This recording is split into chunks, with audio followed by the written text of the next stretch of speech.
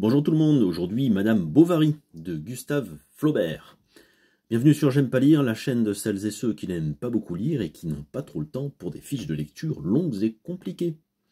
Une chaîne qui sort de l'ordinaire, une chaîne pour toi, pour te rendre service avant tout, donc qui a besoin que tu la fasses vivre et exister. Pour cela, rien de plus simple, abonne-toi, like, commente, conseille-la à tes amis, on ne perd pas de temps, c'est parti.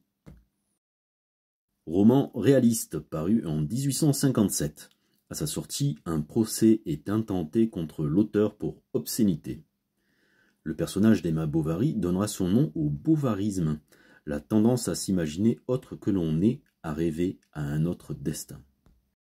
Emma Rouault, fille d'un riche fermier, a été élevée dans un couvent et rêve d'une vie romantique, comme celle des princesses des romans. Elle se marie avec Charles Bovary, un simple officier de santé qui ne lui offre qu'une existence monotone.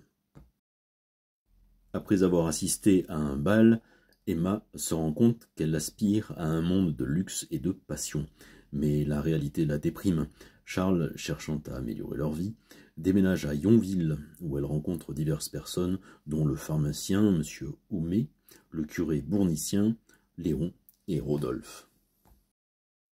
Emma, déçue par la naissance de sa fille Berthe et en proie à l'ennui, se détourne de son mari et de sa fille.